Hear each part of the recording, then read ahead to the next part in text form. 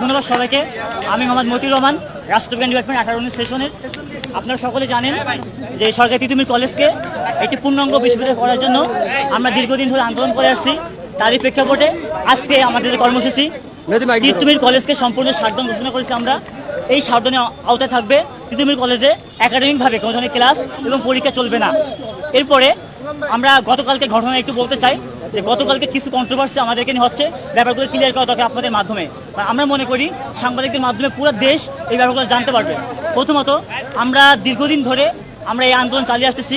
97 থেকে আমাদের আন্দোলনটা শুরু হয়, তারপর থেকে আন্দোলন চলমান। 24-এর গণ আন্দোলনের পর থেকে আমরা আমাদের আন্দোলনকে আরো বেগবান করি।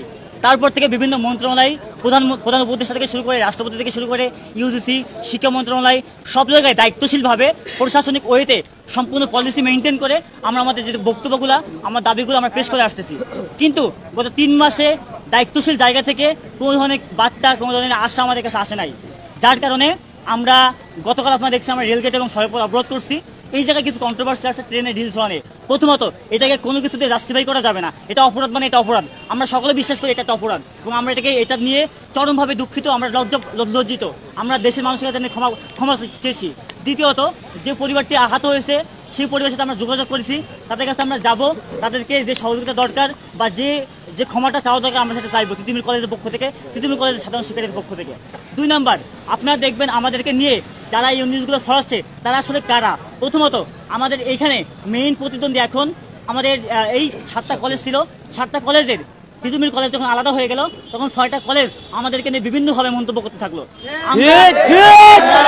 আমরা এখনো পর্যন্ত তাদের মন্তব্যের দিকে যাই নাই বা তাদের কোনো কন্ট্রোভার্সিতে আমরা যাচ্ছি না, কিন্তু প্রতিনিয়ত তারা আমাদেরকে নিয়ে কন্ট্রোভার্সি আসছে। নাম্বার 2, আজকে ঢাকা উত্তরে কোনো ইউনিভার্সিটি নাই। আপনি দেখবেন ঢাকা ইউনিভার্সিটির পরে এদিকে ময়মনসিংহ পর্যন্ত আর কোনো স্বতন্ত্র জেনারেলিস্ট ইউনিভার্সিটি নাই। সেই জায়গা থেকে আমাদের এখানে যে ঢাকা উত্তরে একটা জেনারেলিস্ট প্রাইভেট ইউনিভার্সিটি, একটা স্বতন্ত্র ইউনিভার্সিটি হবে, পাবলিক ইউনিভার্সিটি, এটা ঢাকা ইউনিভার্সিটি শুরু করে জগন্নাথ, জাহাঙ্গীরনগর, কেউ চায় না যে ঢাকা উত্তরের ইউনিভার্সিটি হোক। তার কারণ বিজনেস বন্ধ। তার কারণ এখানে যদি ইউনিভার্সিটি হয় অন্যদের সমস্যা হবে। ঢাকা ইউনিভার্সিটি আজকে তিতুমির কলেজ থেকে, সমগ্র 7 কলেজ থেকে যে বাণিজ্যটা তারা করছে, এই বাণিজ্য তারা করতে পারবে না।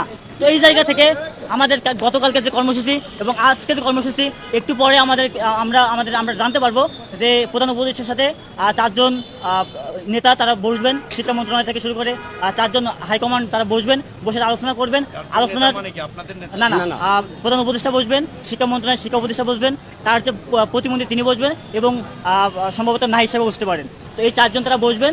বসার পরে যে সিদ্ধান্তটা আছে ওই সিদ্ধান্তটা শিক্ষা উপদেষ্টা আমাদেরকে রাখবেন। আমরা দর্শকের আগ্রহ জায়গা থেকে বলেন, আমাদের জিজ্ঞাসা হচ্ছে যে আজকে তারা 4 জন বসবেন উপদেষ্টা মণ্ডলী, এটা পার্সপেক্টিভ সরকার, হ্যাঁ, তারা ঠিক করবে না। আপনাদের কোনো প্রতিনিধি দল কি আজকে যাবে? জি, তাদের বসার পরে যে সিদ্ধান্তটা আসবে সেই সিদ্ধান্তটা জানানোর জন্য বা আমাদের যে প্রশ্নটা আছে সেটা আমরা ক্লিয়ার করার জন্য শিক্ষা উপদেষ্টা বা তার যে প্রতিমন্ত্রী তিনি আমাদেরকে ডাকবেন, আমরা তার সাথে কথা বলবো। একটা জিনিস তো খুবই ক্লিয়ার যে হয়তো ঘন্টা 2 ঘন্টা 3 মধ্যে খুব পজিটিভ সিদ্ধান্ত আসবে বলে আমরা মনে করি না। কেন মনে করি না? এটা হচ্ছে পূর্ব অভিজ্ঞতা বলে।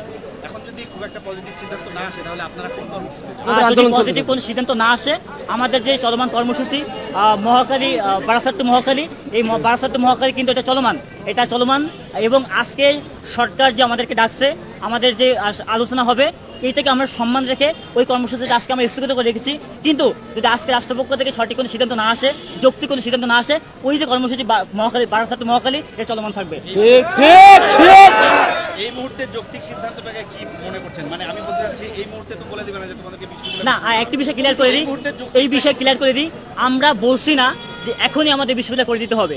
আমরা বলছি একটি স্বতন্ত্র কমিটি বা কমিশন আমাদের করে দিতে হবে, যে কমিটি পর্যালোচনা করবে যে তিতুমির কলেজের বিষয়টা করার পরে কি কি সমস্যা হইতে পারে, এখানে কি কি ধরনের প্রবলেম আছে বা এখন কি কি কাজ করে পরে এই সমস্যাগুলো হবে না। তারা পর্যালোচনা করার পরে একটা সময় যখন আসবে, এটা খুব দ্রুত সময়ের মধ্যে, যে সময়টা তারা দেখবে যে এটা এখন উচিত এখানে বিশ্ববিদ্যালয় করার জন্য, তখন এটা বিশ্ববিদ্যালয় করবে।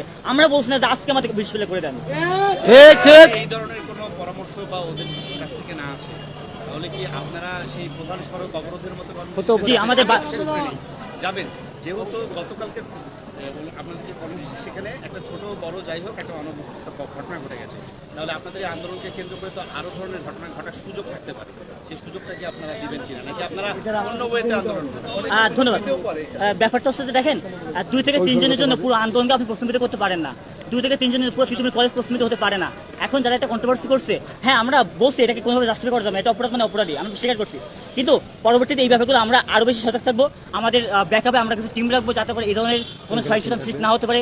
বহিরাগত কেউ এসে আমাদের মধ্যে আসতেছে কিনা, আমরা কালকে নিউজ পেয়েছি যে বহিরাগত কিছু স্টুডেন্ট ছিল, বহিরাগত বাইরে যারা তিতুমির কলেজের না, তারা এসে আমাদের আন্দোলনকে নষ্ট করার চেষ্টা করছে। তো এই ব্যাপারগুলো আমরা আরো বেশি সচেতন থাকবো। আপনারা কোনো ইউনিক চিন্তা করছেন কিনা? না এটা আমরা আমাদের নিরাপত্তার স্বার্থে আমরা এগুলো দুর্ভোগ হতে পারে, সেক্ষেত্রে আপনারা কোনো ইউনিক চিন্তা করছেন যে কিনা? আমাদের জনদুর্ভোগ হলে কিন্তু আমরা আন্দোলন করব। আমাদের নিরাপত্তার স্বার্থে আমাদের যে আন্দোলন যে রোডম্যাপ এটা আমরা শেয়ার করতে পারছি না।